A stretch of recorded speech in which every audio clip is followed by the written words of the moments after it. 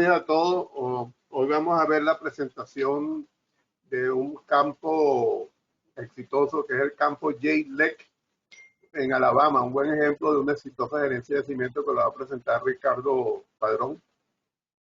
Bueno, creo que todos conocen a Ricardo, pues déjenme leer una pequeña biografía de él. Él es ingeniero de petróleo de la Universidad del Zulia, Venezuela, y es máster en ingeniería de petróleo en Texas A&M University. Tiene más de 42 años de experiencia en petróleo y gas y ha trabajado en compañías como Basic Lab, donde estuvo 6 años, PDVSA tuvo 17 años, en British Petroleum Exploration Producción tuvo 12 años, en Schlumberger 1 año y en Pacific Rubiales 3 años. Ha desempeñado las funciones de especialista en ingeniería y yacimiento con una alta experiencia en liderazgo de equipos multidisciplinarios y coaching de jóvenes ingenieros. Ocupó funciones diversas desde ingenieros junior hasta ingenieros senior de yacimiento en áreas de Oriente, Occidente y Sur de Venezuela, Cantarell en México, Agua Profunda del Golfo de México en Estados Unidos, así como en Perú, Ecuador, Argentina, Brasil, Colombia y Nigeria. En estas áreas realizó estudios integrados, caracterización dinámica de yacimientos y planes de desarrollo de campos de hidrocarburos de gas y petróleo, tanto costa afuera, aguas someras y profundas, como en tierra.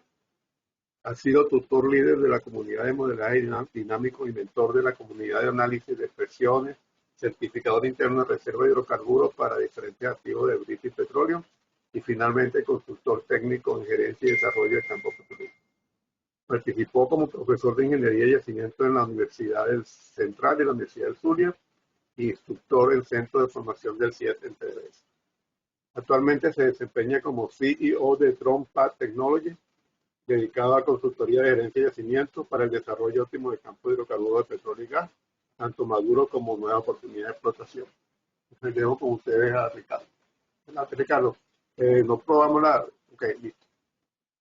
Perfecto. Buenos días, sí, yo lo probé con Eduardo, creo. ¿Todos me oyen? Sí, okay. Sí, te escuchamos. Te escuchamos. Ok, bueno. La presentación de hoy, básicamente, la historia de uno de los campos que ha sido muy famoso en el mundo como un ejemplo de gerencia de yacimiento. Este campo ha sido diversamente publicado desde 1974 hasta el 2002. Se han escrito varios papers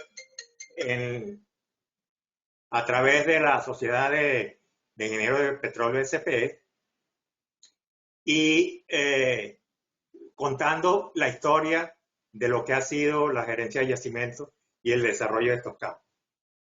Yo contaré esa historia, trataré de contar esa historia, y el material que contiene esta presentación, el 80% precisamente sacado de esos papers y un 20% que es información complementaria que yo agregué.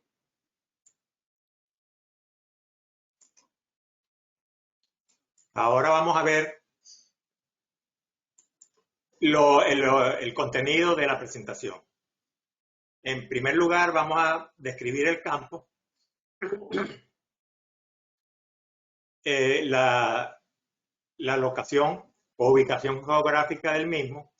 Vamos primeramente, antes de entrar en detalle de toda la información que tiene el campo en sí, vamos a definir o aclarar algunos conceptos de lo que es la gerencia de yacimiento. También algunos conceptos de gerencia de datos, que es un importante complemento en la gerencia de yacimientos. Entramos en detalle con todo lo que fue la adquisición de data del yacimiento, que es una parte importante precisamente de esa actividad de gerencia de yacimiento, porque dio pie a que se ejecutaran todas las acciones, actividades de desarrollo en forma eficiente, con mucho menos incertidumbre que la que normalmente se tiene en un desarrollo de este tipo de campo. Vamos a ver primeramente cómo ha sido el comportamiento de producción, primero mediante agotamiento natural, luego cuando fue sometido a un proceso de inyección de agua como proceso de recuperación secundaria, También vamos a ver cómo reaccionó el yacimiento y se comportó con una campaña de pozos interespaciados, con el fin de aumentar el recobro del mismo y contactar áreas, penetrar áreas no contactadas por los procesos de inyección de agua. Luego se estableció también un proceso de WAC, que no es más sino una inyección alternada de agua y gas cíclica realizada por un mismo pozo, donde se inyecta por periodos, por baches, una cantidad de gas primero y una cantidad de agua y así sucesivamente por ciclo.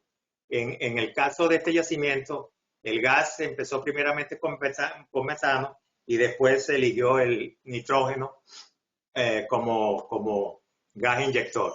Esto fue tratado como un recobro terciario en un proceso de recuperación mejorada IOR. Luego vamos a ver todo lo que es el comportamiento de producción históricamente que tuvo el yacimiento. Luego hay una parte que también como parte de la gerencia del yacimiento que se hizo ya a finales de la década del 2000, donde se adoptó las facilidades de producción y pozo mismo a los nuevos volúmenes de producción para optimizar así los procesos y descartar infraestructuras subutilizadas y así reducir bastante los costos de producción.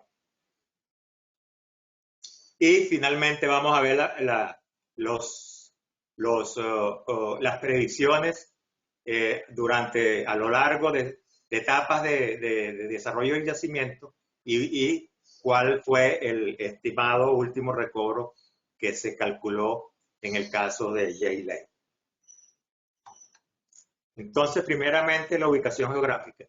El yacimiento Jay Lake pertenece a una concesión donde hay cierta actividad de desarrollo de petróleo y gas y está ubicado exactamente en el borde del estado de Alabama y del estado de Florida, al oeste de los Mills.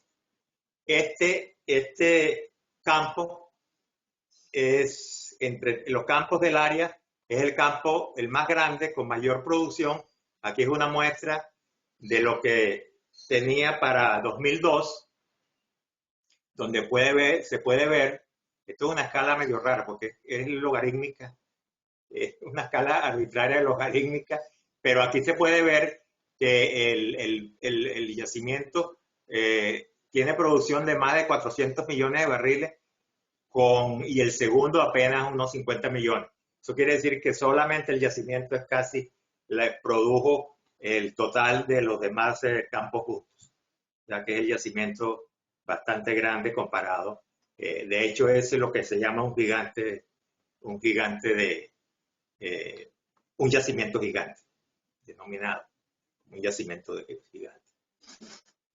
Aquí tenemos otra vez la ubicación del campo, pero con algunas features geológicos como ciertas fallas principales, determinación de algunas subcuencas, etc. Y algunas definiciones de importantes features geológicos mencionados en el área. Este más o menos es el registro tipo del campo, donde se muestra la formación. Smoker, que el Smoker, Smoker, que es una dolomita, es un carbonato, una dolomita y caliza. El campo pertenece a lo que es la Subbasin Conical y se llama Little Scandia Creek. Las siglas de LE significa Little Scandia Creek. J. Little Scandia Creek. Fue descubierto en 1970 y la producción empezó en diciembre de ese año. Esta es la formación productiva, que como lo dije antes, caliza y dolomita. Inicialmente se operó por varias compañías y al final ExxonMobil fue la que se quedó con toda la concesión y es el actual operador. El área productiva que se muestra aquí en este mapa es aproximadamente de 14.410 acres, perdón, 14.410 acres. Es bastante extenso. Y para la campaña, la primera campaña de perforación, de entre 1970 y 1974, se perforaron 102 pozos, de los cuales 89 fueron productores no secos, 13 pozos secos y el espaciado original fue de 160 acres por espaciado.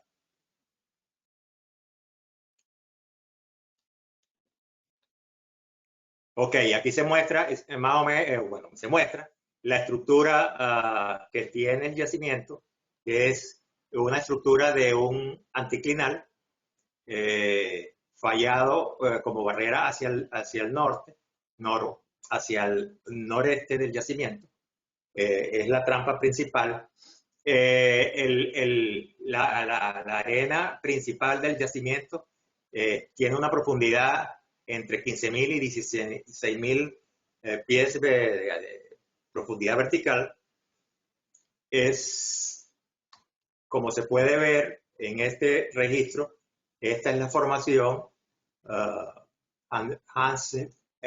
Huntsville Formation, y se ve como una formación masiva prácticamente continua a lo largo de todo el área del yacimiento, limpia si se quiere, con no muchas heterogeneidades. De hecho, las heterogeneidades a nivel microscópico casi no existen y hay ciertas heterogeneidades a nivel macro. El espesor promedio gross de la formación es aproximadamente 350 pies.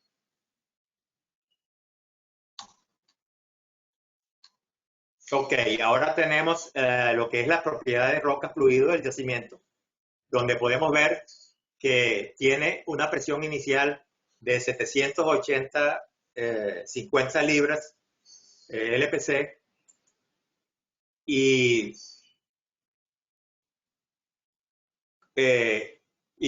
una presión de burbujeo de 830 LPC. Eso significa que el yacimiento está en condiciones iniciales subsaturado. Quiere decir que solamente existe en el yacimiento la fase líquida, petróleo líquido. No hay ningún signo de gas liberado. Es un crudo bastante liviano, básicamente volátil, con una gravedad API de 51 grados. Lo malo es que es un crudo con alto H2S, casi un 9% de fracción molar de H2S. Tiene una muy baja viscosidad de 0.3, perdón, la viscosidad, ya se me perdió. Aquí está, 0.18 CP, lo que da una relación de movilidad de 0.3, que dado ese número es favorable evidentemente para un desplazamiento por agua. La relación de movilidad no es más sino la relación entre viscosidad del agua con respecto a la viscosidad del petróleo. A medida que la relación es menor, una relación de movilidad 1 o menor, se considera como favorable para un desplazamiento por agua en un yacimiento. Esa fue uno de los criterios para implementar un proceso de inyección de agua en este yacimiento. Otra de las features o propiedades que pueden ser resaltantes tiene una permeabilidad de 35.4 y una porosidad de 14, que aún siendo un carbonato son valores, si se quiere alto, dado cuenta que son dolomitas y calizas, donde ahí la porosidad de la matriz no es alta y la permeabilidad también se baja, y lo que aumenta esas propiedades en el sistema total son el contenido de fractura que pueda tener el yacimiento. Tiene un espesor neto de 95 pies, averaje, y para ese momento, con la data que se tenía y la información que se tenía, se estimó un POES o un petróleo original en sitio de 830 millones de barriles. Aquí tenemos un ejemplo de lo que es el crudo de ese yacimiento. Muestra un crudo bastante liviano, aunque ahí no se ve, pero bueno, está todo segregado hacia abajo.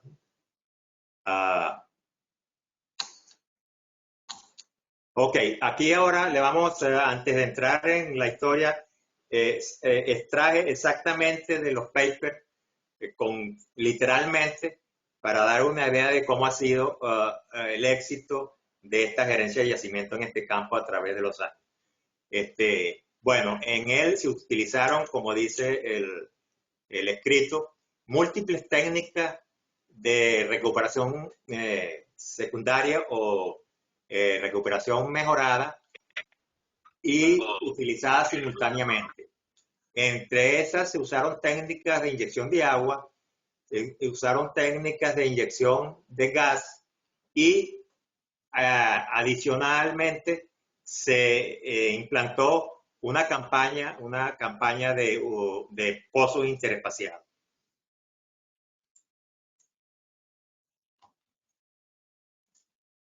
Este campo provee un excelente ejemplo de cómo usar múltiples procesos de recobro, de métodos de recuperación mejorada que pueden significativamente mejorar el último recobro en esta formación.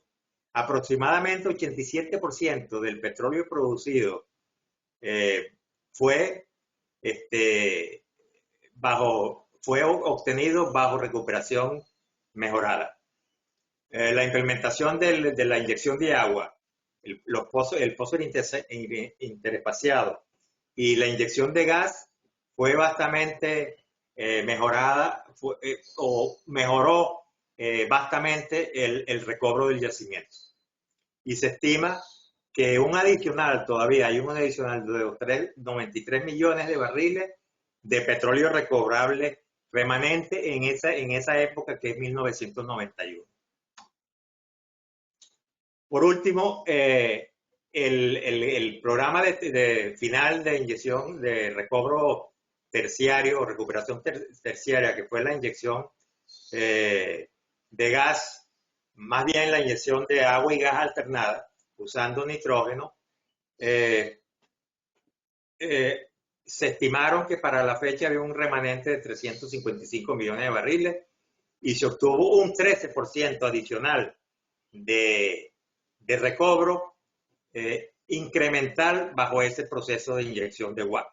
Las operaciones empezaron en 1981. Primero se usó metano y después se reemplazó por nitrógeno.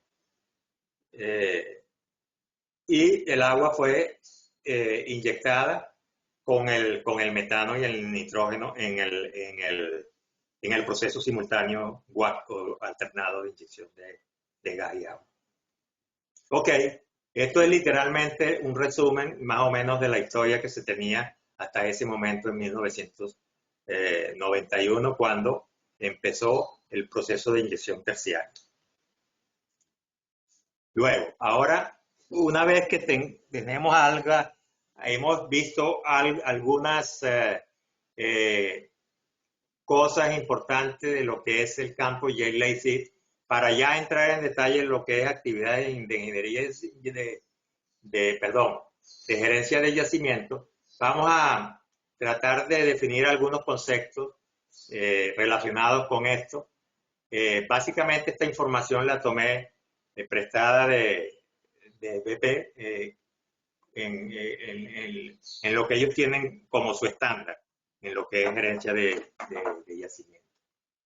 Básicamente la gerencia de yacimiento es vamos a decir, una actividad que busca incrementar o primeramente establecer los planes de desarrollo de cualquier campo.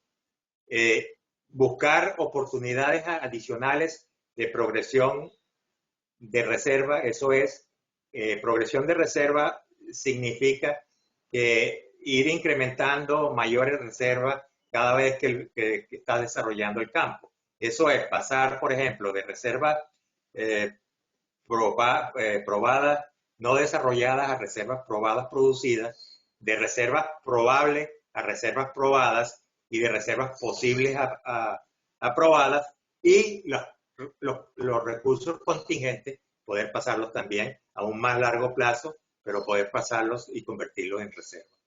Entonces tenemos lo que es el plan de desarrollo de un yacimiento y la progresión de reservas. Eso siempre tiene que ser actualizado y siempre hay que ir en busca de nuevas oportunidades. Todo esto tiene que ser realmente revisado y actualizado. Y el input para eso es precisamente todo lo que es la información de pozos, yacimientos y las lecciones aprendidas. Y por supuesto hay que aplicar nuevas ideas innovativas para conseguir mucho más beneficio o crear mucho más valor a la corporación. ¿Quiénes conforman esta gerencia de yacimiento? Bueno, esta gerencia de yacimiento está conformada con diferentes grupos multidisciplinarios relacionados todos con lo que es desarrollo de campos de petróleo. Tenemos los ingenieros de yacimiento, geólogos y petrofísicos, geofísicos, ingenieros de perforación, desarrollo y investigación y desarrollo, operaciones y facilidades, ingenieros de producción y economistas. Y yo incluiría también la parte legal en este sentido, porque hay a veces que hay issues legales en el camino del desarrollo de un campo. Ok, que lo más importante y la base de tener un conocimiento real del yacimiento y poder optimizarlo con propiedad, porque lo conocemos, es precisamente dentro del Reservoir Mayer lo que es el modelaje. El crear un modelo físico de yacimiento creíble con data suficiente y valiosa que lo sustente. Eso es crear un modelo de yacimiento tanto estático como dinámico, crear una base de datos suficientemente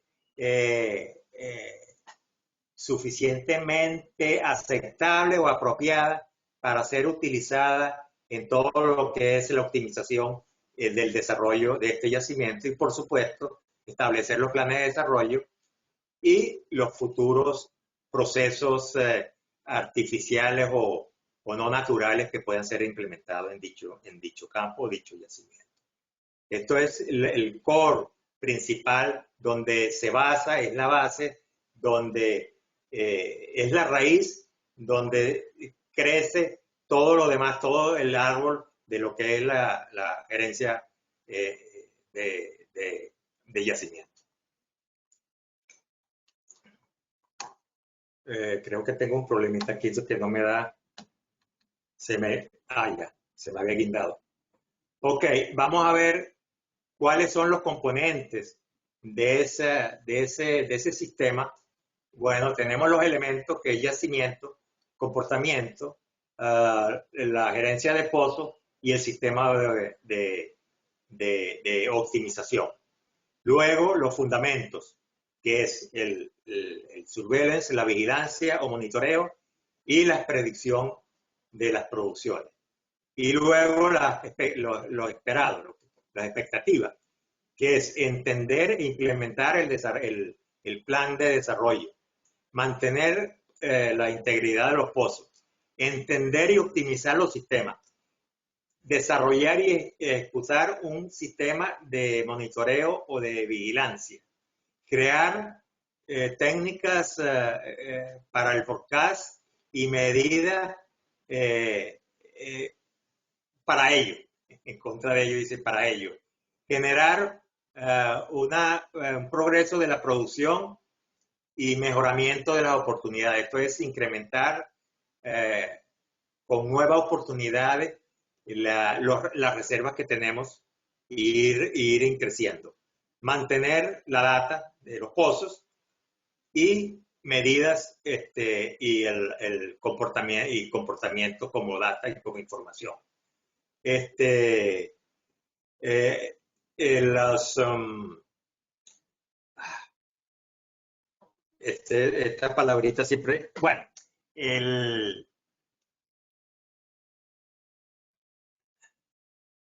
ok, otro elemento es la capacidad organizacional. Estos son los ejecutables, exactamente. La gerencia de data, que como dije, es un complemento importante en la gerencia del yacimiento, manejar esa data. La gerencia de conocimiento también es importantísima. Por supuesto, el uso de tecnología, otra vez, progresión de oportunidades, incrementar las reservas y, por último, la gerencia del comportamiento. Todo eso tiene que estar basado con una robusta herramientas y tecnología y, por supuesto, aplicar las mejores prácticas para esos procesos. Y el proceso en sí, que es, bueno, tenemos aquí que gerenciamos el comportamiento del yacimiento con, como dije antes, con la descripción. Tenemos que ser capaces de tener una buena descripción del yacimiento. Con permiso.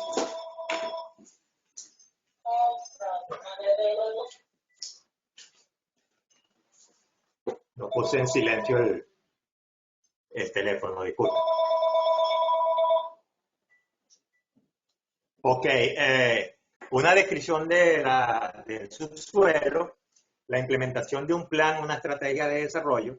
Aquí tenemos lo que es el desarrollo por agotamiento, las reservas, las medidas, lecciones aprendidas, las predicciones técnicamente determinadas, integración. Tenemos su plan tenemos que tener un plan de surveillance a corto plazo para accionar inmediatamente y evitar producciones diferidas, que nos retarden la producción del yacimiento y por ende tengamos pérdidas en la producción. Verificación de gaps o de obstáculos que podamos tener en el camino para resolverlos. Y todo esto es para entender los aspectos del plan de agotamiento, las predicciones las predicciones de comportamiento a corto plazo, el monitoreo y comportamiento del yacimiento, refrescar y entender la dinámica del yacimiento,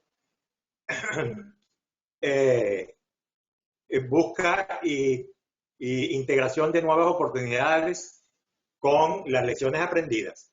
Entonces, todo este proceso circulando básicamente es la actividad continua de lo que es ingeniería de yacimiento.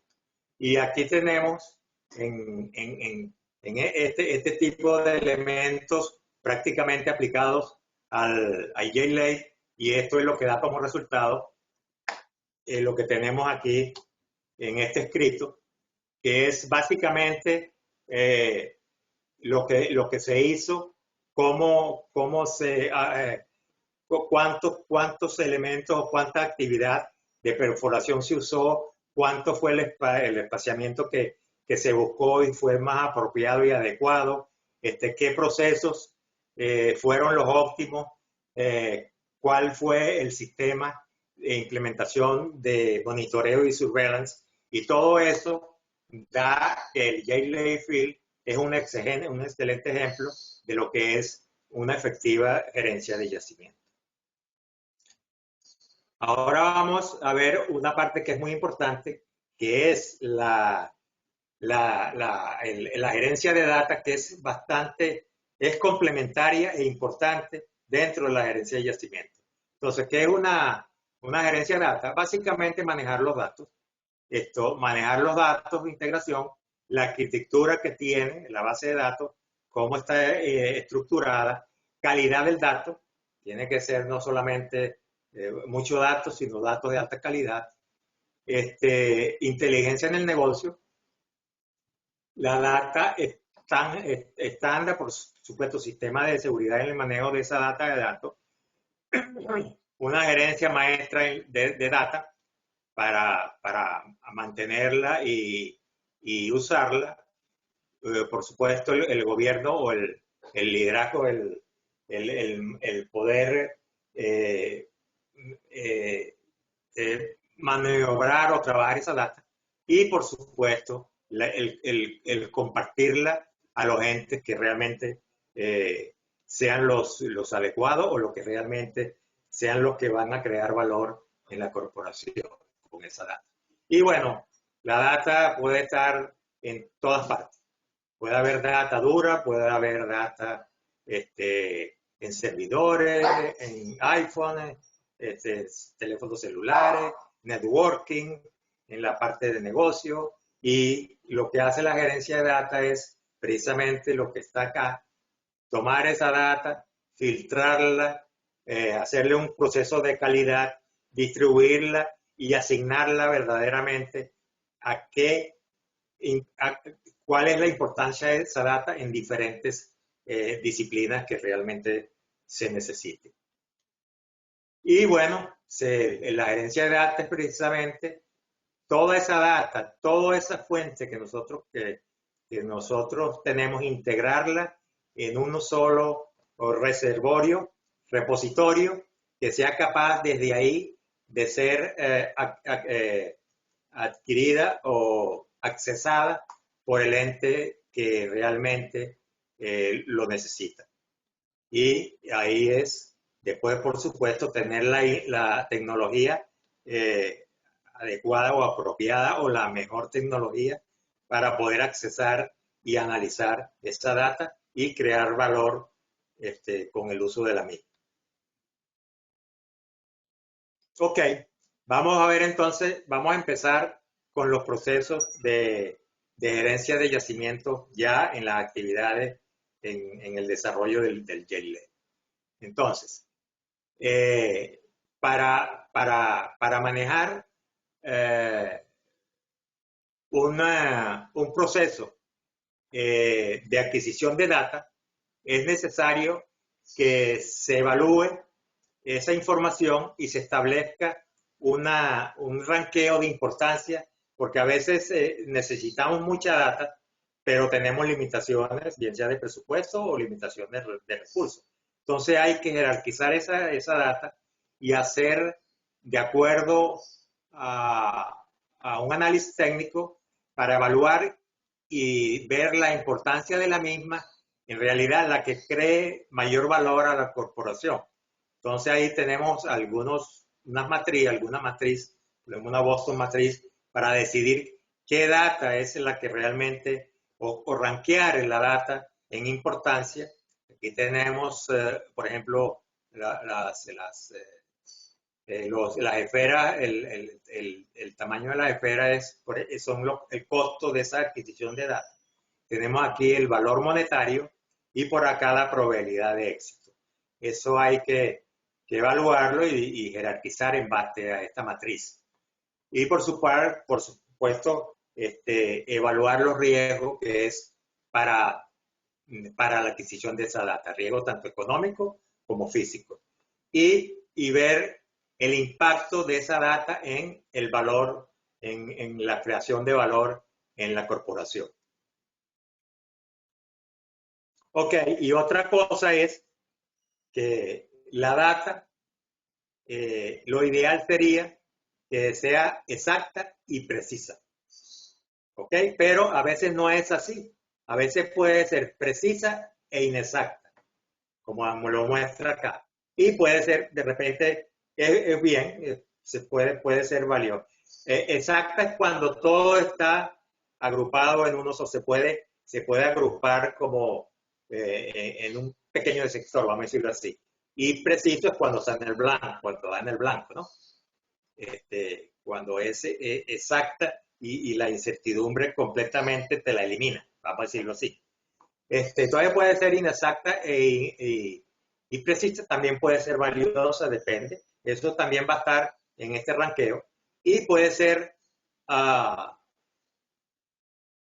exacta e imprecisa. También de repente a lo mejor tiene valor. Lo que probablemente nunca va a tener valor es cuando sea imprecisa e inexacta.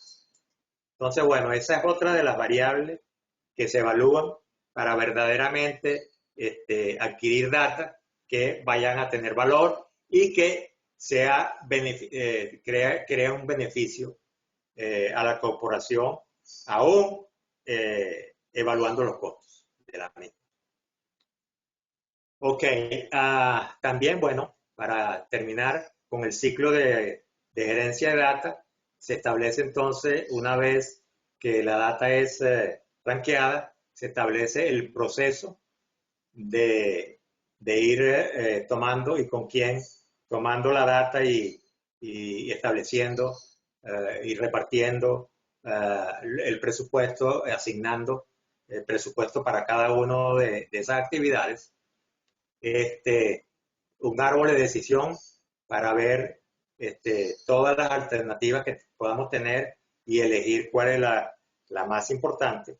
Y bueno, una vez que establecida y ya sepamos qué tipo de data se va a adquirir, entonces establecer un cronograma de adquisición y análisis de la misma para que esté disponible en las disciplinas que sean necesarias. Ok, entonces, ¿cuál fue la adquisición de data que hizo el campo Jake Lake? Bueno, en primer lugar, por ejemplo, tuvo una extensiva campaña de análisis de core, de extracción de core. Más de 23,000 pies de core fueron analizados para determinar porosidad, permeabilidad y saturación. Especial core análisis fueron hechos tales como permeabilidad relativa, presiones capilares, compresibilidad de la roca. Los core, aquí está una muestra de cómo son. Esto es un core. Eso es tomado directamente, son cilíndricos con una mecha apropiada y extraen ese cilindro del pozo y viene en esta forma. Y esto va señalado por profundidad. Luego, para hacer esos cores analizados, son cortados transversalmente, como aparece acá. Y aquí lo tenemos, una vez que son cortados, se eligen ciertas áreas, dependiendo de la importancia y la histología, se eligen lo que llaman núcleos, que son pequeñas porciones del core para después ser analizados aquí para determinar estas propiedades. Y estos son una muestra de lo que es un core. En los cores se describió litológicamente y esto es la figura que se utilizó para describir esa litología y con su nomenclatura. Ok, también se corrieron 280 registros de porosidad en adición a los registros eléctricos estándar y algunos registros especiales como de resonancia magnética y de imágenes también fueron tomados. Entonces, aquí tenemos resultados. Esto no es realmente estos son las información que yo tengo complementaria. No la obtuve, porque no la obtuve, sino es nada más como un cartoon mostrando simplemente un registro eléctrico y una toma de registro. Es genérica, pero es simplemente para visualización. Los cores fueron descritos y calibrados con los registros y fue litológicamente definida, fue definida la litología del yacimiento. Aquí tenemos la calibración y la definición litológica correlacionada con los registros. También se tomaron sísmica 3D en un área mucho más allá del área productiva. Se tomaron varios registros sónicos y BSP, registros de pozo para calibrar esa sísmica, y por supuesto se hizo la respectiva interpretación sísmica con esa 3D y todas las realizaciones que permitió la interpretación. También se tiene a real time presión y temperatura en casi todos los pozos de yacimiento usando sensores, electrónicos en el pozo. Se construyó una gran base de datos de presión. Muchos, aquí está una prueba de lo que es el tiempo real, la respuesta de tiempo real de presión, notándose hasta cierres y aperturas. La respuesta de presión en cierre y apertura y ciclo de producción del pozo, y aquí tenemos la tasa para ese momento. Se hicieron infinidad de interpretación de presión, de build-up para caracterizar el yacimiento, determinar productividad de pozo, determinar si existe o no existe daño en los mismos y para también caracterizar detectando barreras o inclusive cambios de movilidad y asimismo evaluar lo que era el frente de agua de inyección. Por supuesto, con todas esas presiones se estableció un histórico de presión definiendo un tren que evaluando ese tren nosotros podemos ver cuál es el mecanismo, qué importancia tiene el mecanismo de producción natural y también la respuesta que ha tenido a la inyección en el yacimiento en todos los sectores.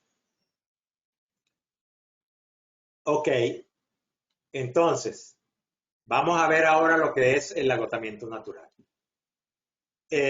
Para el agotamiento natural fue construido un modelo integrado 3D, estático y dinámico del yacimiento.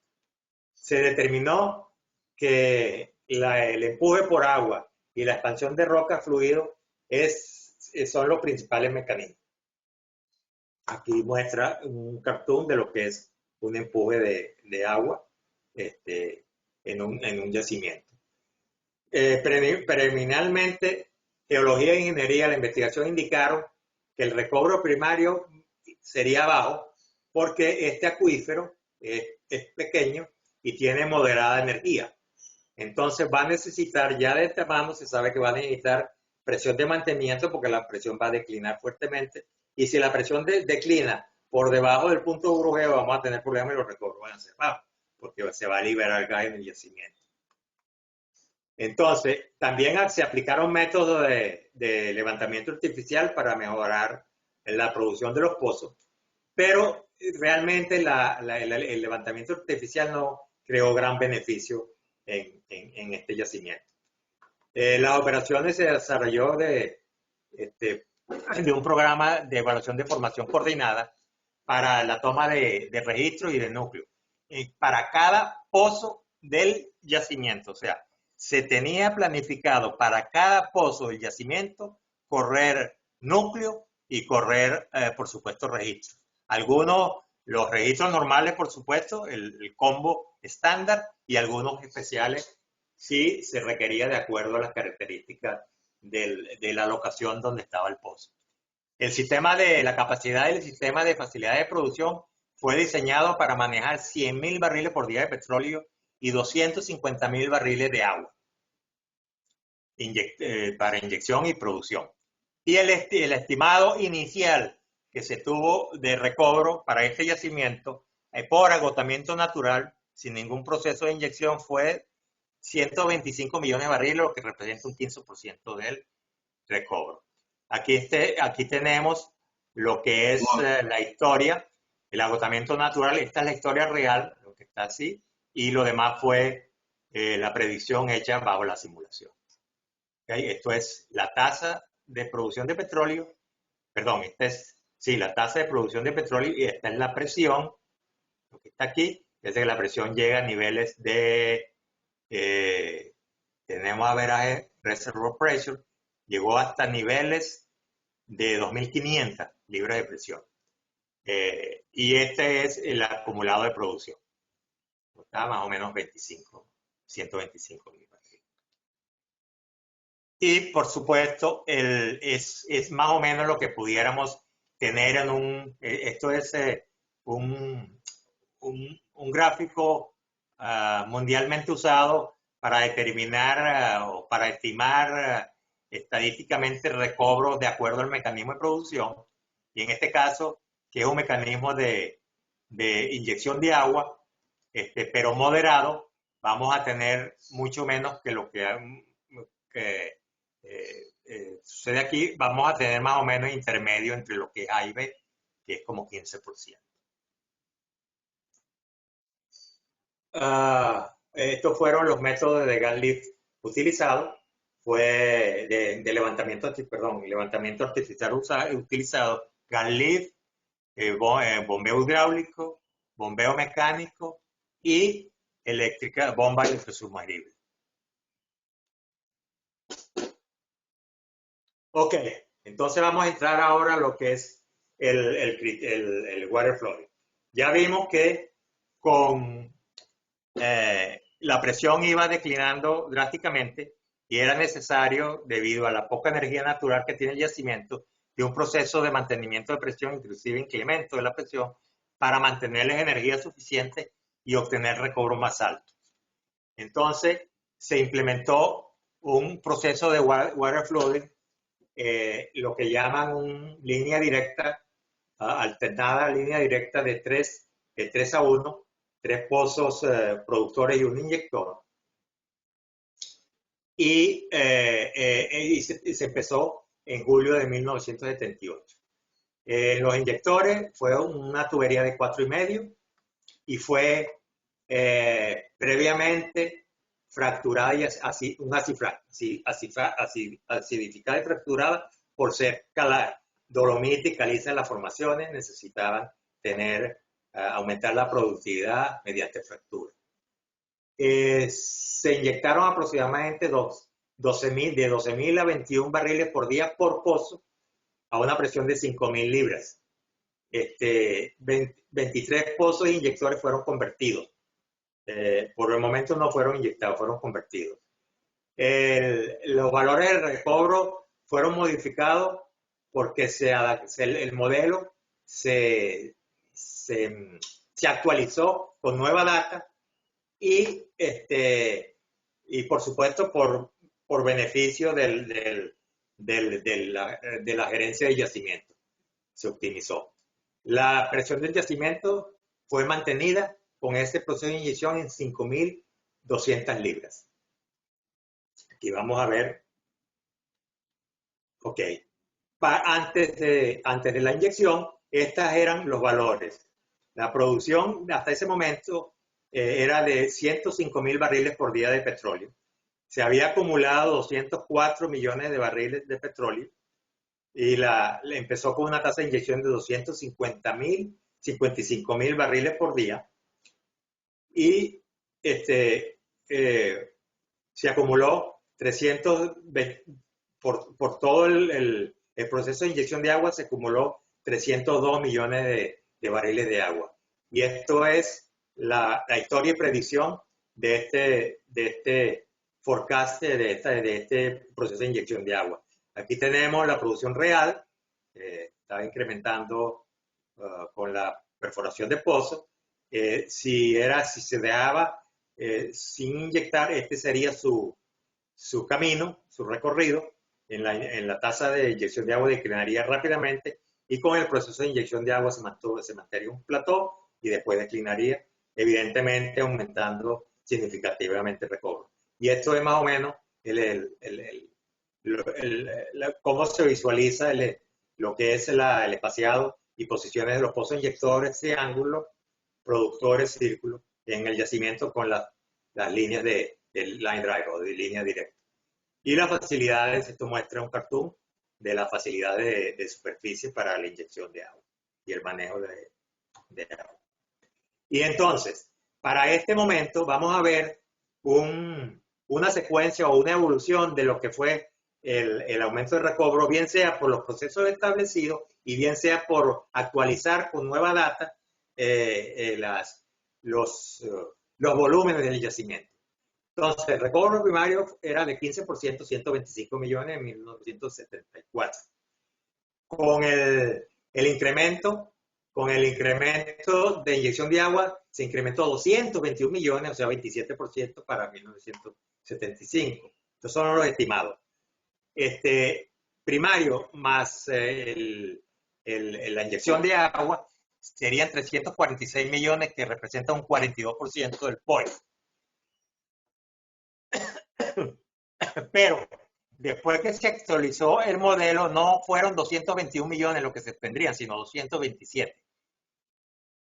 Y sumando el recobro primario, la inyección de agua ya con el modelo actualizado y agregando el issue de los reservoir management, se tendrían 373 millones, que es 45% del POES.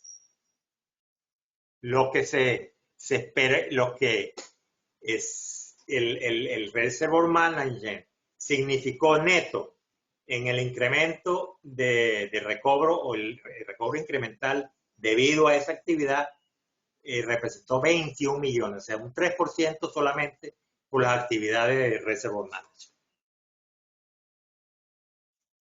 Ok, vamos ahora al infill drilling.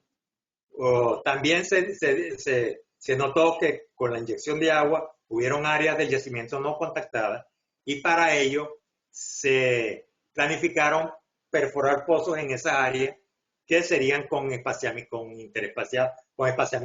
espaciamiento del normal, interespaciado a lo que se tenían actualmente. Esta es la producción real, la tasa de producción, la inyección y la presión antes de la perforación del interespaciado. Y esta es ya con la perforación de interespaciado.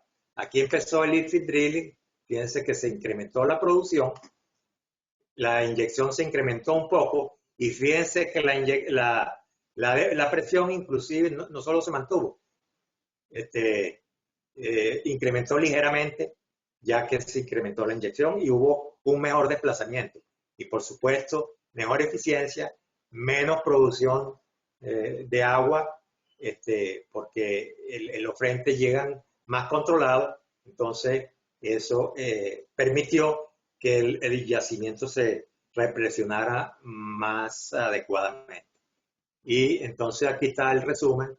20 infill well fueron, o sea, 20 pozos interespaciados fueron perforados y como la orden era tomar núcleo, fueron nucleados.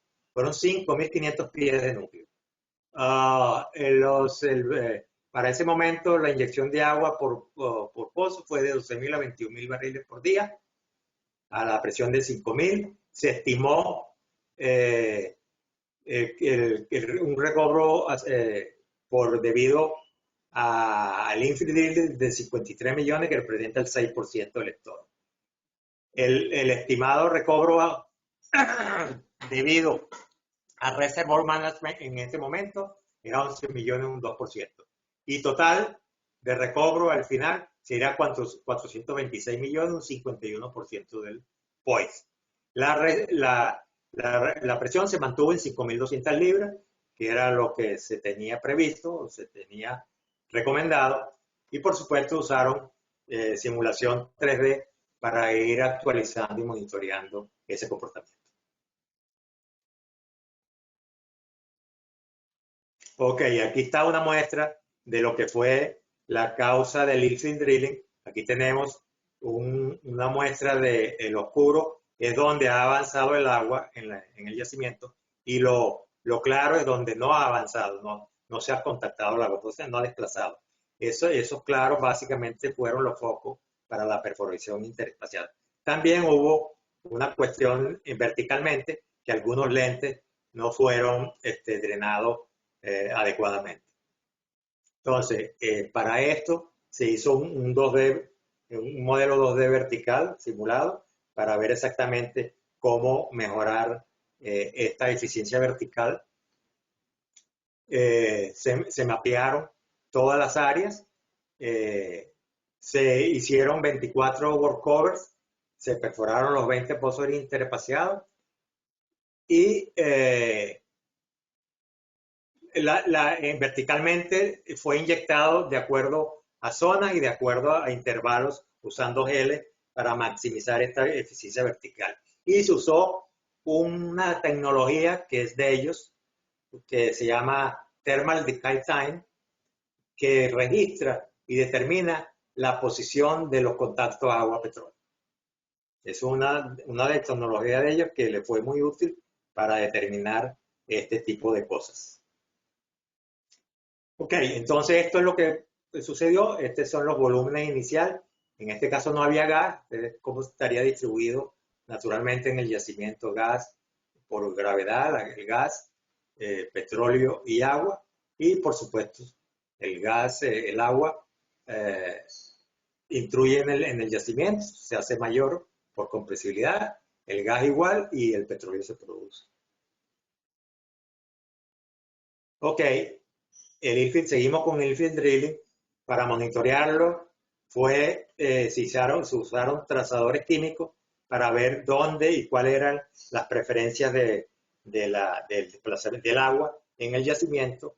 Arealmente y verticalmente se usaron registro de producción o flow meter. Eso determinó por dónde deberíamos corregir para mejorar esa eficiencia, tanto areal como verticalmente. En total, el plató de esos 163 pozos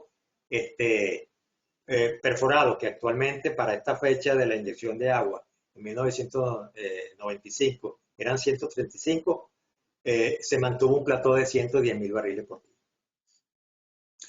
Se usarán técnicas también de streamline para esto mismo, para determinar los flujos, líneas de flujo correspondientes a la inyección de agua o a los fluidos inyectados. Ok, luego viene ya finalmente la terciaria. La inyección terciaria se hizo en WAP, que es un proceso alternado de inyección de gas y agua simultánea hecho por un mismo pozo inyector.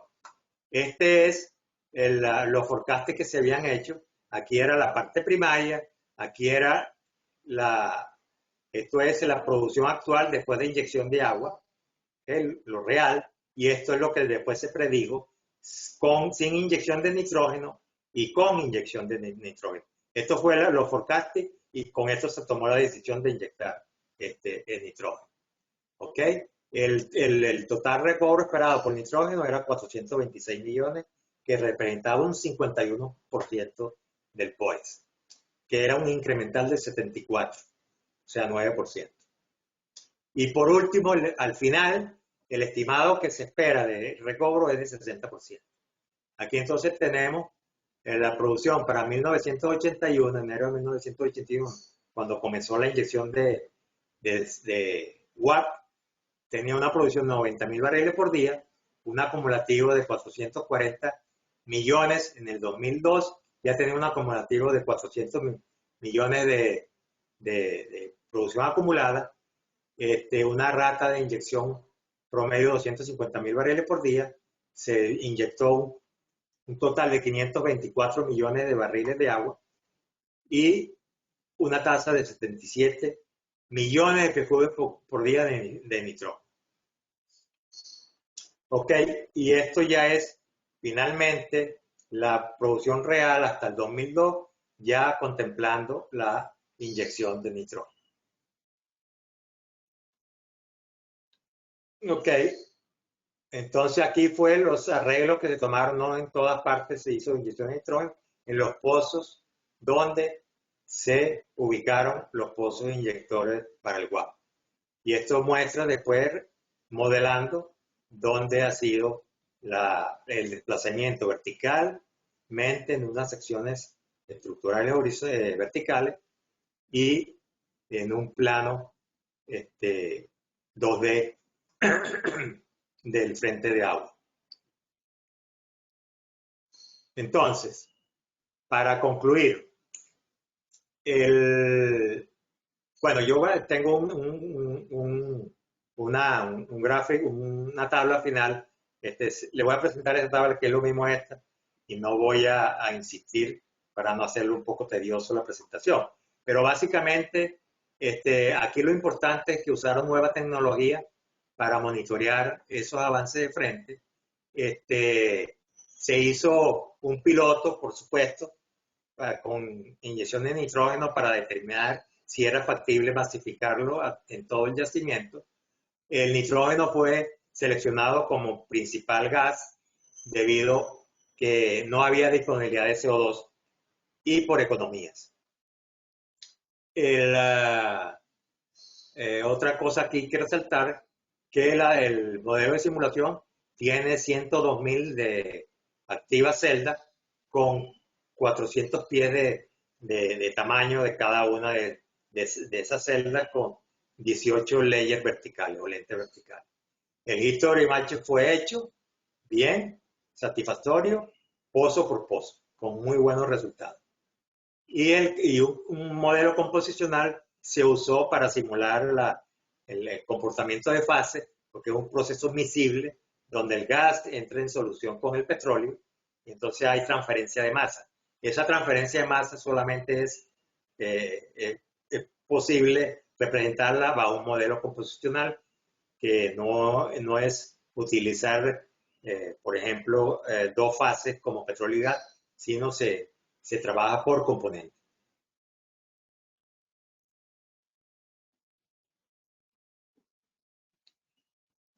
Ok. Ok, ahora, ¿qué es un proceso de inyección alternada? Aquí tenemos un cartoon donde muestra un pozo inyector y un pozo productor. Aquí se muestra los dos frentes. En primer lugar, se inyecta el nitrógeno. El nitrógeno va a entrar en solución con el petróleo. Y eso va a crear, va a permitir que en poros donde el petróleo solo no podía entrar por su homoinstabilidad, va a entrar disuelto en nitrógeno. Entonces eso va a mejorar la eficiencia de desplazamiento y también la saturación residual. Luego eso se tiene que empujar con un bache de agua. Entonces es un ciclo de petróleo, un ciclo de nitrógeno, un ciclo de agua. Un ciclo de nitrógeno, un ciclo de agua, y después se va formando, por supuesto, por gravedad, el nitrógeno va yendo, el petróleo con nitrógeno va yendo en la parte de arriba y el agua va a estar yendo en la parte de abajo. Esos ciclos, el tiempo de esos ciclos y el volumen de inyección se determina mediante simulación cuál es el óptimo. Se hacen varias sensibilidades para ver cuál es el que obtiene óptimo recobro. Aquí está el match que se hizo con la inyección de nitrógeno, un perfecto match. Aquí muestra la producción de petróleo, el acumulado, la tasa de petróleo acumulado, y aquí muestra el corte de agua. El corte de agua cuando se inyecta en watt se reduce. El incremento es mucho más ligero que con solamente inyección de agua. Bueno, y entonces aquí ya está la final secuencia y evolución de los recobros. Entonces volvemos a repetir, recobro primario 125 millones, 15%. No voy a decir los millones, voy a decir los porcentajes. Cuando se inyectó el proceso de inyección de agua, 27 millones incremental. Eso suma 42. Pero con el modelo, un poquito más de 27 sumó 45. Cuando se hizo, se evaluó la efectividad del reservorio de la gerencia de yacimiento, se determinó que con eso se incrementó por las buenas prácticas y la administración de desarrollo del yacimiento y optimización, se determinó que 21 millones o 3% de recobro incremental corresponde a esa actividad. En total, 51%. El infill drilling agregó un 6% más. Y el recobro incremental por watt fue 9%. En total, hasta ahora se esperaba un 51% de recobro final.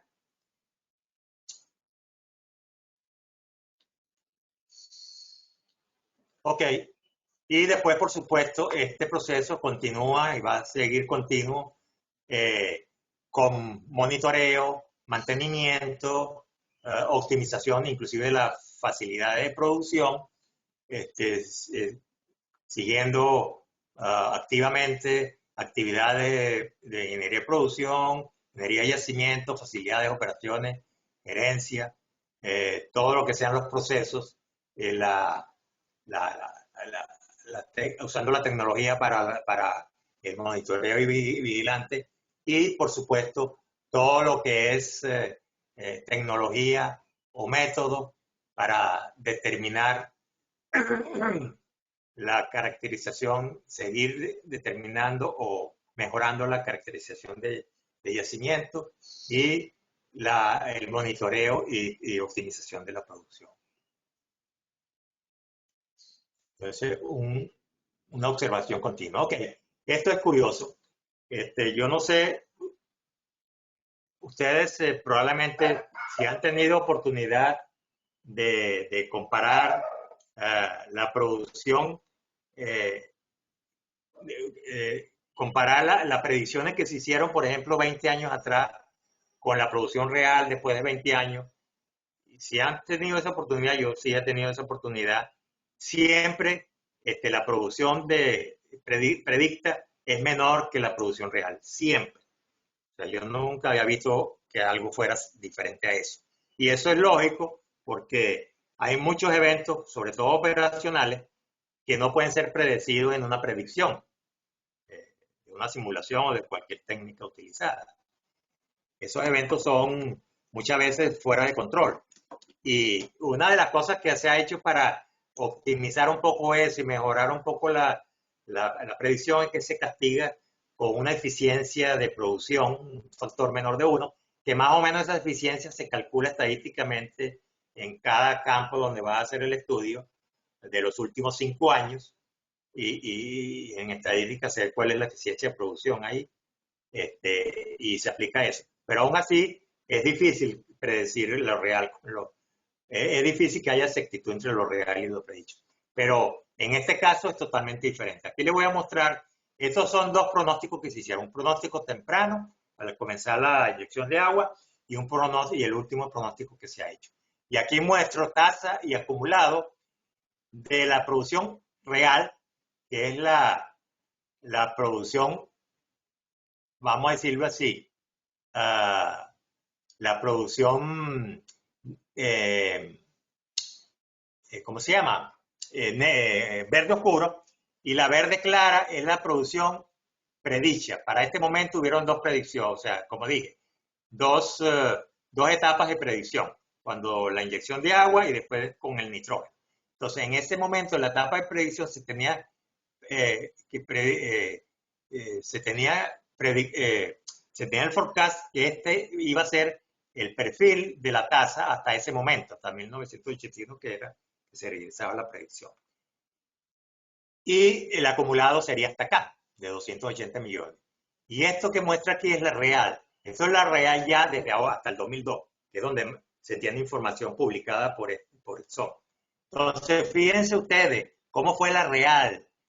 Fíjense, pero increíblemente superior a lo que era lo predictivo. Fíjense el acumulado, de 280 a 440. Claro, este 280 es aquí en esta fecha. Si agarramos esta misma fecha serían como 330. Y aquí ya sí está todo hasta el 2002. Entonces, la real con lo predicho, entonces está igual. La oscura es lo real y lo claro es lo predicho. Y al final, fíjense la diferencia.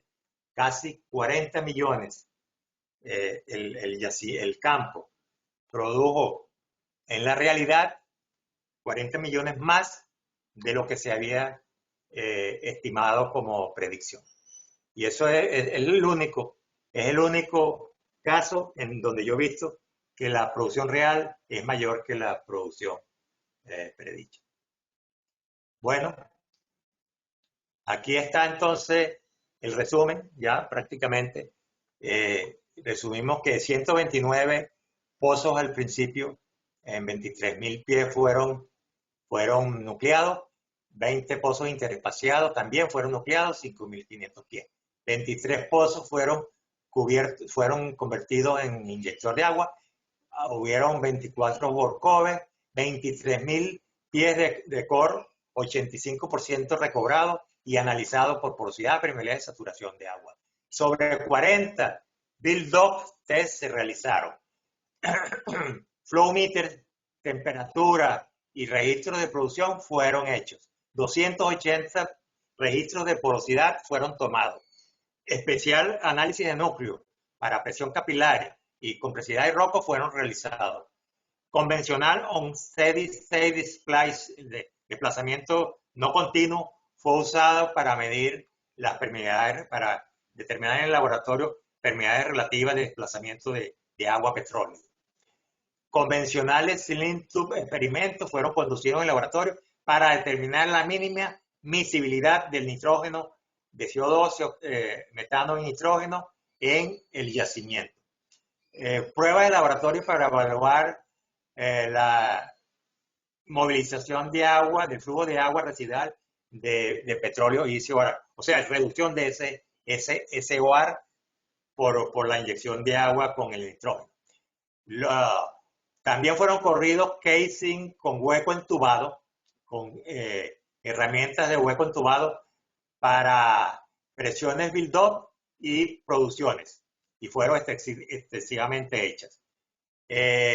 Varios estudios PVT de liberación diferencial, liberación instantánea y agotamiento de volumen constante fueron hechos.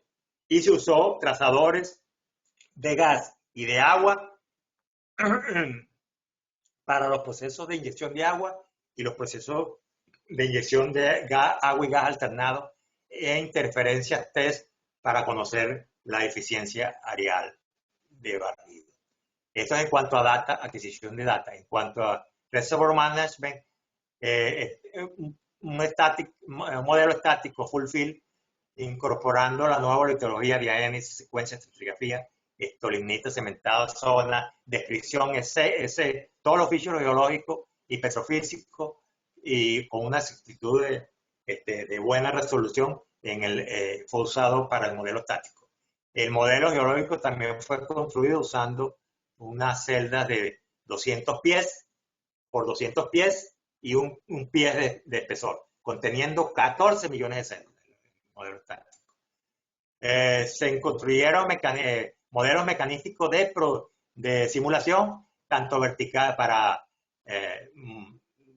el comportamiento vertical con una resolución de 32 layers y analizar el comportamiento de la inyección de WAP. Software usando la tecnología Streamline fue usado para generar líneas de flujo y determinar la dirección de flujo del agua y del nitrógeno. En áreas no barridas fueron mapeadas y conocidas para localizar los pozos interespaciados y algunos workover que pudieran estar en el área. Se usó test para corte de agua en conjunción con producción de perfil de producción en pozos para identificar y mejorar la temprana corte de agua en los pozos productores. ExxonMobil usó un software de propiedad para determinar el óptimo layering, o sea, distribución de layers, comportamiento por lentes, basado en una escala vertical.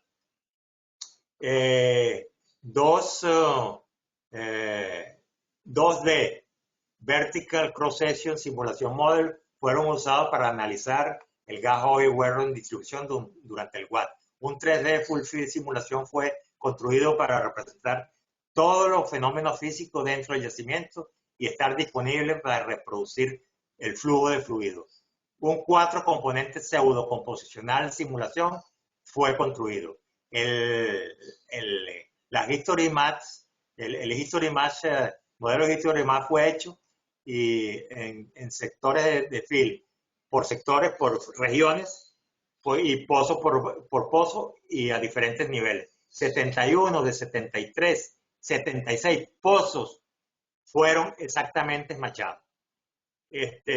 Todos los escenarios de predicciones de desarrollo adicional del campo fueron hechas y usando el modelo de simulación. Se continuó monitoreando el comportamiento y vigilancia para controlar el comportamiento de la inyección de agua y empezándola desde el inicio de la producción, del inicio de la inyección.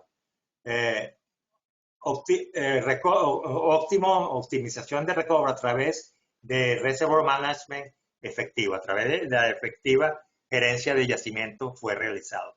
Y varios mejoramientos de recobro fueron definidos, tales como infill drilling, workover, modificación de facilidades e modificación para inyección y balances de inyección. ¿Ok? Entonces ya este es lo que ellos tienen como en 2002 sus predicciones. Aquí está que ellos aspiran a tener 60% de recobro final distribuido de esta forma, donde 40 corresponde perdón, aquí en esta que está aquí, me equivoqué, donde 227 de esos 500 millones corresponde a water flooding, 125 primario, 21 es por reservoir management en sí, 74 por el proceso de WAD nitrógeno y 53 por infill drilling.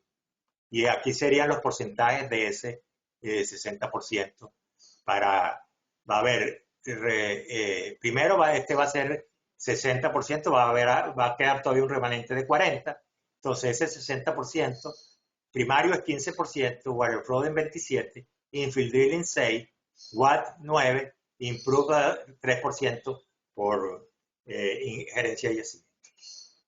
Y aquí tenemos sus perfiles de recobro en el tiempo hasta el 2030.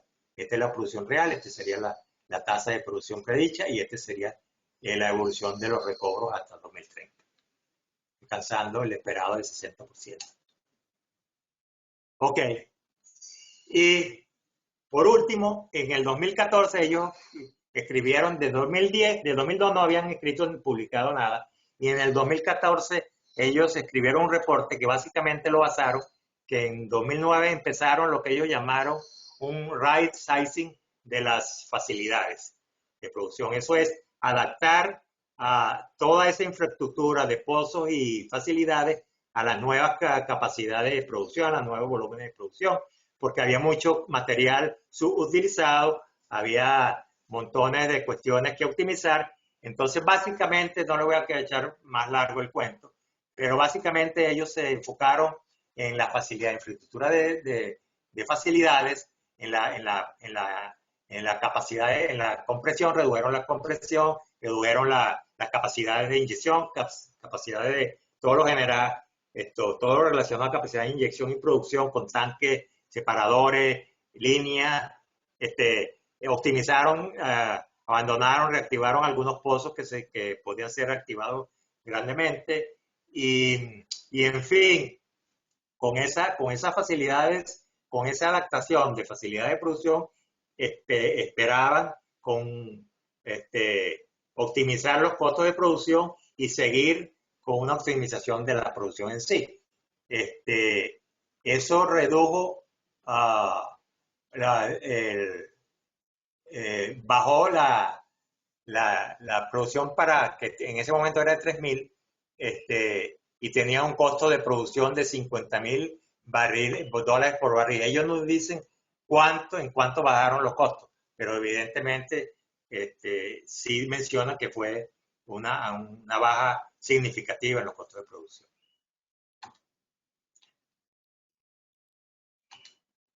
Y finalmente esto que está aquí, es la producción ya real que ellos publicaron en ese paper de 2014, donde tenemos que tenían una producción aproximadamente de 6.000 barriles por día todavía. Fíjense que después de la facilidad de las facilidades se optimizó la producción y inclusive se incrementó la producción de la tasa de petróleo. Y aquí tienen ahora, en el 2014, ellos tienen el nuevo plan, ya el último plan que mostraron, que es perforar 35 pozos adicionales a los que están reducidos. O sea, son interparciados, básicamente reducirlo a 100 acres pie. Y ellos, al final de todo con toda la data y todo lo que ellos actualizaron en su modelo, determinaron que ahora el petróleo no es de 830, sino de 1.029 millones. Y que ahorita, en el 2014, recobraron un 45%, pero siguen esperando más del 60%, y aquí tienen sus predicciones siguiendo con esta perforación de pozos, y esa perforación de pozos van a haber algunos que están en el área probada, otros van a ser en área no probada, no productiva, otros no desarrolladas, otros en el área probable o en el área posible, y aquí disgregan ese tipo de reserva, cómo va a ir distribuyéndose. Y esto es la final predicción que ellos tienen. Yo no es,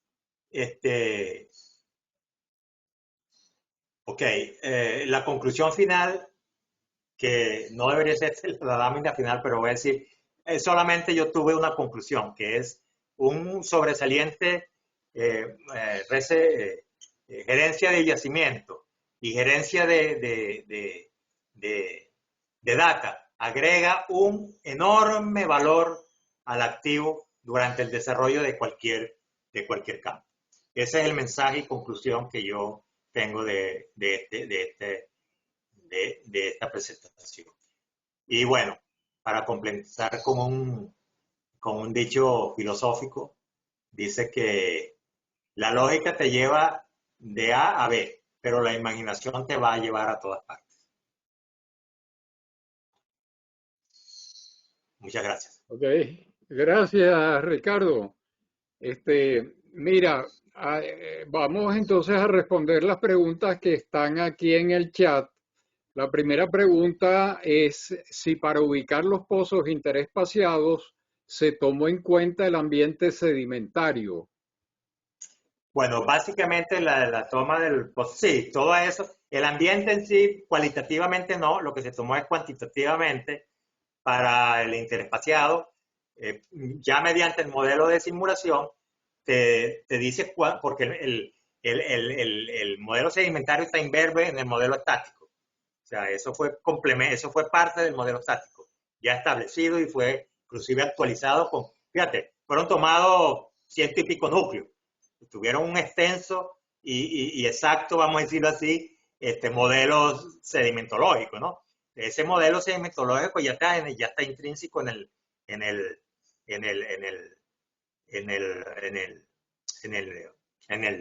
yacimiento, en el modelo y en el modelo de simulación. Entonces la simulación te lo dice con todas esas ingredientes y propiedades, cuánto cuantitativamente con ese sistema sedimentario, con esas propiedades petrofísicas, en esa locación exactamente, con esa distribución de fluido, te hace como un índice de oportunidad y te dice, mira, aquí es donde necesitas un interparciado porque no ha producido o ha producido poco, aquí, allá y acullá. Y ese es el criterio que se utilizó para los interparciados, pero evidentemente todo eso, toda esa información está inverbe involucrada en el modelo. Ok. Te hacen aquí otra pregunta. En base a tu experiencia, ¿qué puedes indicar sobre la necesidad de esas filosofías de gerencia de yacimientos, sabiendo que a futuro serán las empresas privadas las que decidirán qué tecnología utilizar para recuperaciones secundarias y terciarias? Bueno, yo creo que las empresas privadas serían las que estarían más proclives a utilizar la última tecnología y las mejores prácticas para sacarle el mejor beneficio al desarrollo de los yacimientos que vayan a tomar. Y seguramente que la mayoría de esas empresas privadas que supuestamente irán a Venezuela serán parte de esas grandes corporaciones que tienen todo ese tipo de metodología en su filosofía. Entonces yo estoy seguro que tratarán de aplicar las mejores prácticas, las mejores tecnologías del momento para sacarle el mayor beneficio a los yacimientos que ellos que van a operar o van a adquirir. Ajá, y la siguiente pregunta es, ¿qué sugieres para que una Agencia Nacional de Hidrocarburos pueda a futuro interactuar con las empresas privadas y administrar yacimientos con ese nivel con ese nivel permanente de tecnología? Bueno, sería interesante que una agencia de energía haga las pautas, por lo menos las pautas básicas de operación y de desarrollo de cualquier compañía que vaya a entrar aquí en el país, establecer esas pautas y, por supuesto, tomando en cuenta las mejores prácticas de lo que es la gerencia de yacimiento. Sería así. Estoy de acuerdo que sería un buen aporte y una buena función de una agencia de energía o de petróleo. Bueno, no hay más preguntas ni hay nadie anotado en el derecho de palabra, así que le voy a pasar la palabra a Carlos Sánchez. Bueno, gracias Ricardo por presentando este caso histórico de una buena gerencia de yacimiento. Creo que es muy interesante. Entiendo que tú y otras personas, creo que Tomás también, Tomás Matan, han seguido este yacimiento por muchos años y lo han usado como ejemplo. Gracias. Ah, perdón. No, mira, está pidiendo la palabra Sí, Julio Julio Herbas y después y Tomás. también Tomás Mata, pero lo pidieron después de que te había pasado la palabra. Adelante, Julio. Adelante, Julio, Julio. abre el micrófono. Aló, buenos días o buenas tardes. ¿Me escuchan ahora? Sí, Ok. Buenos días. Me parece un excelente trabajo, Ricardo. Quería hacerte algunas preguntas. Primero, creo que leí que el operador original era Exxon y después fue vendido a otra empresa, creo que se llama Quantum, algo así, Quantum Resources. Hasta el 2000, perdón, hasta el 2014 era Exxon la operadora. Más allá, Ok. no sé. ¿Y cómo tienes toda esa información? Yo pensé que tú estabas trabajando ahí en ese campo. No, de esa información son los papers. Ellos presentaron como 7, 8 papers desde 1974 hasta el 2002 en la SPE, contando la historia, cada vez actualizando, cada vez con los nuevos desarrollos y las nuevas actividades. Hasta el Pero, 2002 ellos dejaron de publicar y ajá, después en el 2014 publican que muestran ese perfil de producción y muestran lo que hicieron realmente con las facilidades de adaptarla a los nuevos volúmenes. Y ese es el último que ellos presentan. Más allá, yo traté de investigar, inclusive en la agencia esta federal del gobierno, para ver la producción, pero saqué producción, pero el estado de Florida y Alabama, no específicamente por campo, porque ellos no lo tienen ahí por campo, lo tienen por estado. Entonces, bueno, pero más o menos como ese era el campo que más producía en toda esa área, yo más o menos por estimación, pienso que era junio de 2001, donde tenían ellos esa data, la última data, pienso que el yacimiento ahorita estaría produciendo como 8,000 barriles por día, después de haber intensificado el nuevo desarrollo del nuevo pozo. está bien. Discúlpame. Julio, Sí, termina de preguntar porque si no convertimos esto en un diálogo. ok, disculpa. Quizá una pregunta y a lo mejor después puedo hacer una intervención. Mi pregunta es, los gráficos que tú mostraste llegan hasta el 2002 únicamente. Tú no tienes más información actual, entonces. Bueno, la última, que es esta, que es 2014, la última que mostré, Ah, ok. porque eso es lo que ellos publicaron. Esta que está aquí, esta es la última que publicaron en el 2014, después de hacer la adaptación o el right sizing de las facilidades. Para el 2014 estaban produciendo 6,000 barriles por día. Pero aquí ellos tienen una campaña del 2014 como de 10 años, con 8 años para perforar 35 pozos adicionales interespaciados. Con eso, evidentemente, seguramente ellos incrementaron la producción, pero no lo publicaron. Yo lo conseguí en la cuestión de la cuestión esa de energía, ella se llama, ¿no? Sí.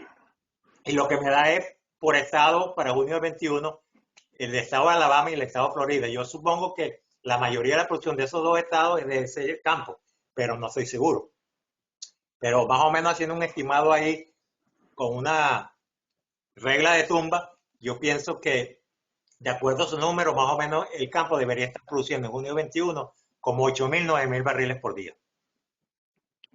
Ok. Tiene la palabra Tomás Mata. Sí. Bueno, quisiera hacer gracias. una pregunta, porque lo que mostró aquí Ricardo es un ejemplo de una excelente operación de gerencia de yacimientos, y donde se puede llegar a 50% de factores de recobro haciendo bien las cosas, y haciendo bien las cosas en un campo donde la naturaleza no ayuda, donde la porosidad, la permeabilidad es baja, donde son 15.000 pies, donde hay 90.000 ppm de H2S, donde se requiere creatividad y intención y decisiones y acciones para hacer bien las cosas. Ahora, nosotros en Venezuela, en los campos así de crudo liviano, el promedio del factor de recobro hasta la fecha, luego de 80 años de operación, es 16%. En crudo liviano, de 220.000 millones de barriles, que no lo tiene casi ningún país en el mundo. Entonces, ¿qué nos ha pasado? Y quizás aquí está Julio, porque Julio quizás uno de los responsables de que en sitios como el Furrial, como Claudio que estuvo en el Carito, donde ahí sí se recuperó ya hasta el año, bueno, hasta hace pocos años que hay una historia alrededor del 40% de factores de recobro, y el estimado que se tenía, creo, Julio, que era 52%, era obtenible porque fueron años haciendo este tipo de ingeniería que se hizo en este campo de JLEC. Una cuestión bien avanzada. Entonces, si nosotros teníamos 16% y el estimado que se tiene en los libros de reserva era llegar a 26%, algo así. Es la mitad del recobro de este yacimiento. En unas condiciones donde la permeabilidad, donde la calidad del yacimiento es mucho mejor, donde el promedio está por ahí a 8 a 10 mil pies de profundidad. ¿Qué nos pasa? En la única parte donde nosotros tuvimos un alto factor de recobro de más del 40% fue en Guafita y en La Victoria. Aquí está, que me corrija Adrián, donde sí se llegó a 40% y se estimaba hasta llegar al 50%, pero ahí la naturaleza nos ayudó porque había un fuerte empuje hidráulico. ¿Cuál es la visión que nosotros tenemos? 30 para segundos, Tomás. Aumentamos 10%, son 20.000 millones más. ¿Qué hacemos?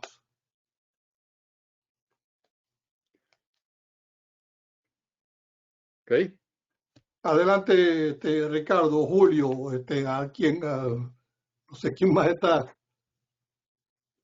si quieren hacer un comentario como esto. Tenemos 16% de factor de recobro y 10% más en el plan, que es apenas 26, 27. Si tuviéramos 37, es 20.000 millones más. Pudiéramos producir 8 millones de barriles por día de petróleo de crudo liviano en Venezuela. ¿Por qué nunca nos planteamos eso? Bueno. Carlos. ¿Sí? Toma tú el control. Bueno, no, estoy esperando que alguien le responda a Tomás. Yo puedo hablar, si me permiten. Sí, claro. Adelante. Ok. Gracias, Tomás, por tu palabras. No te entendí bien si piensas cuánto lo que dijiste sobre Furrial, sobre el recobro de Furrial, pero yo hice una revisión más o menos como la que hizo Ricardo, de Furrial, y con data disponible y que me dieron algunos amigos, algunos colegas, publicaciones. Y yo creo que en Furrial se ha recuperado como el 56%, no por la buena acción de la administración actual, sino porque allí se hizo, bueno, bastante inyección de fluido, que mantuvieron la presión durante suficientes años que les permitió, pues, eh, llegar a esos niveles de recobro.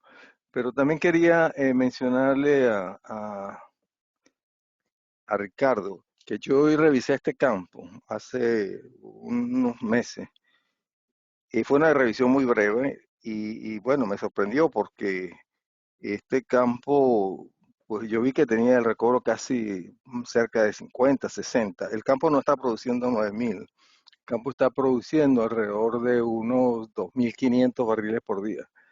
Okay. Y yo te puedo darte la información. Ahora te voy a enviar mi WhatsApp o mi correo Perdona, electrónico. yo pensaba que me ibas a responder. Es decir, porque Disculpa. el campo, eso es una cuestión importante que ya se hizo. Ese campo ya está casi muerto. Llegó a producir 100.000. El asunto es si en Venezuela estamos produciendo casi nada de crudo liviano y tenemos ejemplos de hacer las cosas bien, como tú lo hiciste en el Furrial, ¿no? De llegar a 50%. ¿Por qué nosotros en el resto de Venezuela no podemos llegar, aunque sea a 35% y producir más, inundar el mercado mundial con crudo liviano? Dejemos a un lado este JLEC, listo, eso fue importante, pero con estos ejemplos, ¿qué podemos hacer nosotros para catapultar la producción de crudo liviano haciendo las cosas bien como se hicieron en el Furrial y en el Caribe? Bueno, mira, mi respuesta, así con lo que yo veo, he visto, es que en este campo empezaron a hacer esas actividades no tan tarde, ¿no? En Venezuela sí se puede, por supuesto, pero hay que hacer un montón de trabajo y hay que revisar dónde lo podemos hacer y cuáles son los yacimientos adecuados para efectuarlo. Pero sí, pues tú tienes razón, sí pudiéramos inundar el mercado, pero hay que estar allá, ¿no? Y ese es el principal problema de que no estamos allá y no tenemos el control. Pero si algún día se diera, pues no tengo duda de que pudiéramos desarrollar e implementar estas estrategias en muchos campos. Pero mientras más pasa el tiempo, pues más difícil es porque ya los campos están llenos de agua, llenos de gas, no tienen energía. Pero tienes razón, sí, me parece que también la razón por la cual este campo se ha comportado tan bien es porque hubo un diseño temprano de los proyectos. Da la casualidad que una de las auditorías que hicimos en la Goben cuando estábamos en el proceso de implantación de la inyección de agua, fue hecha por un señor de la Exxon que se llama Joe Richardson. Estuvimos una semana ya en una revisión del proyecto con él y él nos trajo este campo a colación y nos recomendó, bueno, que lo que nosotros teníamos en mente era de acuerdo a su experiencia, pues era lo correcto para hacer. Ese señor pues ya debe estar muerto porque cuando lo utilizamos, él estaba ya casi retirado, andaba en una silla de ruedas y estamos hablando del año 92, algo así.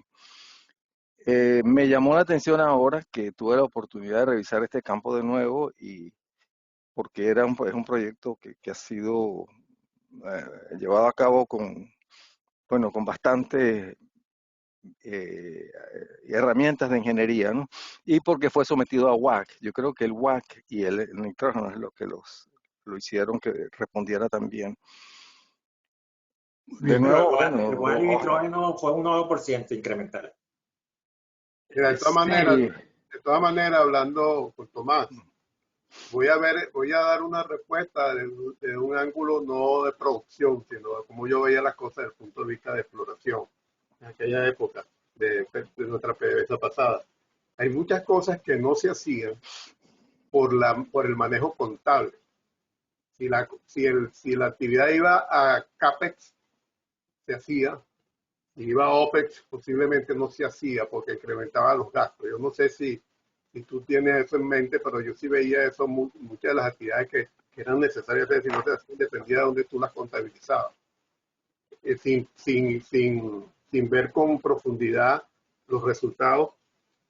Y lo otro es que, mira, yo creo que la visión de economía empieza a verse en PDVSA muy tarde. O sea, yo me acuerdo de una presentación en la junta directiva de la Goben, donde la lámina era un barril del petróleo y decía que era lo único importante. Y después más tarde, a medida que pasaba el tiempo, no era un barril de petróleo, era el dólar, que era lo importante. Entonces, yo creo que hubo mucho de eso en nuestra PDVSA pasada, pues cosas que debían hacerse y no se hicieron porque la gente la medían de una manera diferente. Sí, bueno, y la otra cosa también es que por ahí creo que fue Juan quien hizo una pregunta sobre la ABH y antes había ya un ministerio de minas e hidrocarburos, que también ese era su rol, es decir, asegurarse que las operadoras hicieran las cosas bien. Y bueno, y pareciera que no, tampoco la estábamos haciendo muy bien. Y tampoco el ministerio la estaba haciendo tan bien su labor de auditor y que las cosas se hicieran bien, porque la presión seguía bajando, los recobros eran bajos, tanto es así que, bueno, ve la cantidad de recobro luego de 80 años, ahorita estoy hablando de crudo liviano, el crudo pesado es mucho menos que eso. Entonces, no es solamente el ministerio, sino que se va a ver una ABH, una ABE, como sea, tiene que ser gente que tenga verdaderamente la fuerza como para asegurarse de que los proyectos que se expongan no dependa de lo que dice Carlos, que si lo pongo en OPEX, si lo pongo en CAPEX, sino que se hagan las cosas bien. Porque si no, regresamos allá y se sigue haciendo lo mismo que antes, se va a continuar consiguiendo lo mismo que antes, que es una cuestión de muy baja eficiencia. Yo quiero agregar algo más sobre lo de gerencia de yacimiento y los logros que se pueden alcanzar haciendo bien las cosas, independientemente de si se hace al principio o se hace en el medio del desarrollo, inclusive si se hace para rejuvenecer un yacimiento maduro.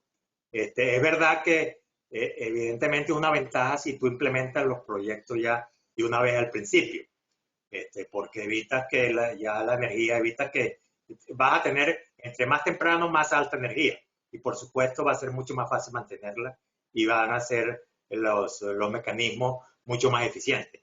Pero inclusive en campos que hasta se han considerado maduros y agotados, se ha ejecutado gerencia de yacimientos eficientes que los han revitalizado y han incrementado hasta pico de producción inclusive mayor que los iniciales. Y de esto hay ejemplos. Yo, por cierto, una presentación que hice en el pasado sobre el campo maduro, mostré unos ciertos campos en el Mar del Norte y creo que Medio Oriente, donde se restableció producción y se incrementó el recobro verdaderamente en campos casi ya prácticamente agotados.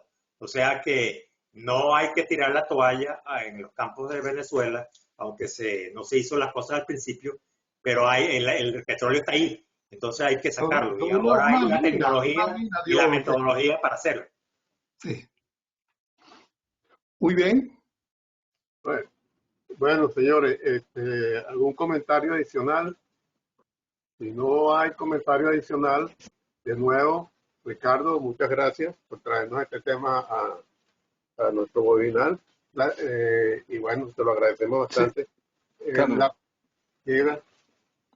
Sí, tengo un comentario adicional, si me permite.